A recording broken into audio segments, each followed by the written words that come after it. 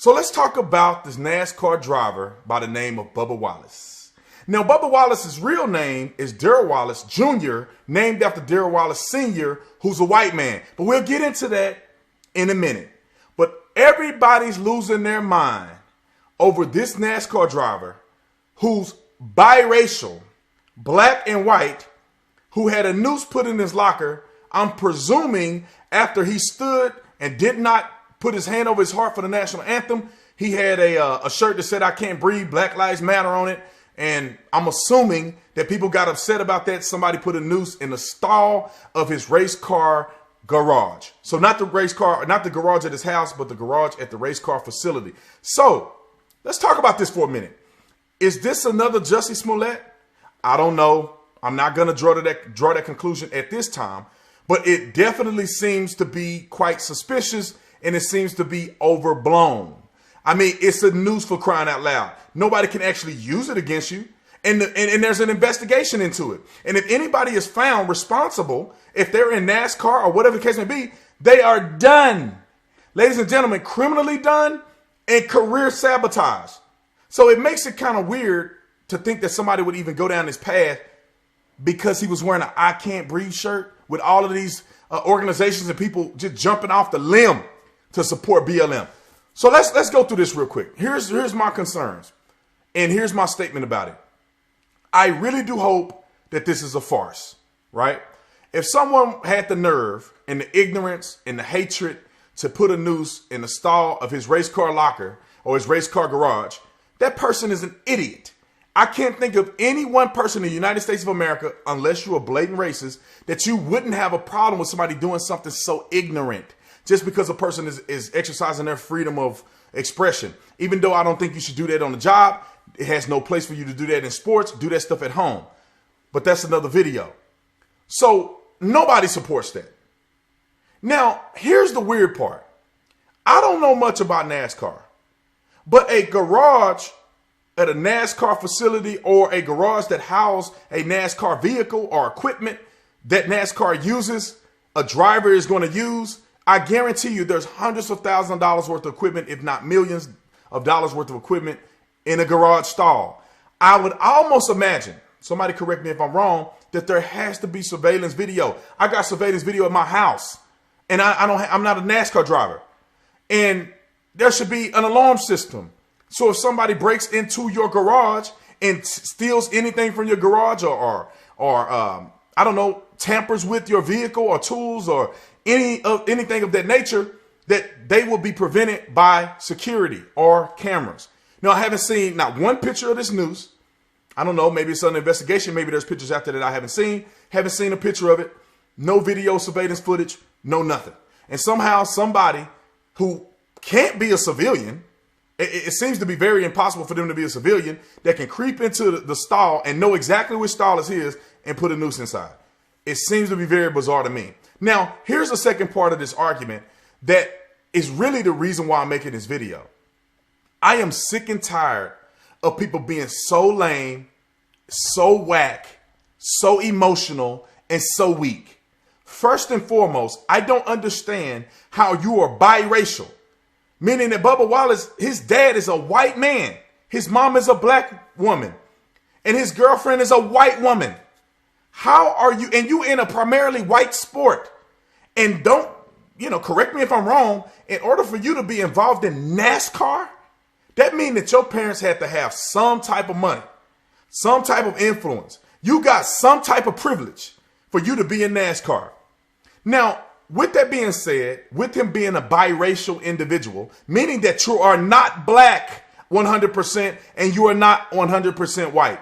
For the love of God, I don't understand why people feel like they have to identify with the victim side. They're not identifying with the side that gives you privilege, that gives you an ability to be in NASCAR. Anyway, why are people so weak? Why are people deciding to identify a particular way? This individual could be a beacon of hope for America if he came out and became a real man in that moment and said, look, all these guys in NASCAR, none of these guys are racist. All of these people are cool. I have no bad experiences, which is probably a legitimate experience that he's having because he's never come out and said anything. I have never seen any reports of it. But he could have said that and said, look, this is a noose. Who cares? Whoever did this, you should be ashamed of yourself. I do not care. I do not need sympathy. I do not need your victimhood. I'm here to race and I'm here to win. That's it. Why can't young brothers have that sentiment? Why can't young brothers be stronger than that? Why do it always have to be a victim role? Why? Why? If somebody put a noose on my front door, I would probably make a video because it's interesting. But I don't care. I don't need y'all coming over here to my Black Lives Matter. I don't need y'all coming in and showing me support. Oh, Brandon, you need emotional support because somebody put a noose in your front there. I don't care. People call me Uncle Tom, coon, sellout, the N-word 24 hours a day. If I were to let words or gestures stop me from doing something, I wouldn't make it this far. I wouldn't be anybody. I'd be sitting somewhere in a corner crying all day long. But here's another perspective that I think is important here. It seems to always be individuals who are not quite black or have not had the black experience. So they overdo it.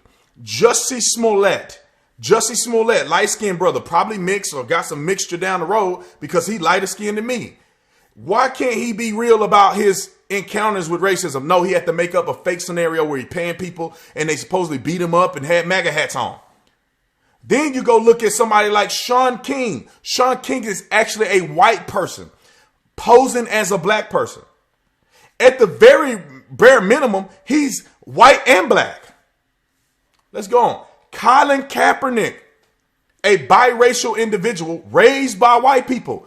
Don't know nothing about his parent, his father or his mother that I know of. They didn't take care of him. He's a biracial individual. They have a complex. He has to now overdo it. He has to now be pro-black. I'm super black. I'm going to only identify with my black side because it's convenient for victimhood. I don't hear nobody talking about this gentleman who's a NASCAR driver, Mr. Wallace. I don't hear anybody talking about the fact that he may have experienced privilege in his life because his daddy's white. I don't hear anybody saying that this is halfway racist because technically he's half black. So the white side of him can't be a racial gesture to the white side, can it? And then at the end of the day, we don't know who did this. We don't know if he did it. We don't know if another brother did it. We don't know if a white racist did it. We don't know if it's been planted by somebody on the team. We have no idea.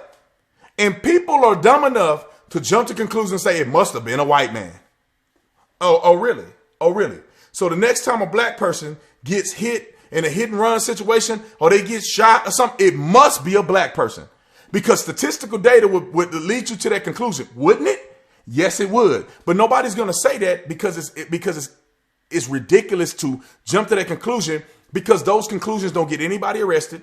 Those conclusions don't go anywhere in the court of law. You have to go off facts and you have to go off evidence. So I just had to make this video, man. It's just been bothering me all day that these individuals continue to push a victimhood mentality. No matter where you at, you're a multi-millionaire NASCAR driver and you're a bigger victim than people that are poor and Skid Row. And it's a shame and I'm sick of it. But I could talk about this all day. I want you to watch the rest of my videos. So let me know what you think in the comment section. Like, subscribe to the channel. Make sure you visit the Tatum store. Link is in the description section. Y'all know what it is. See you on the next one.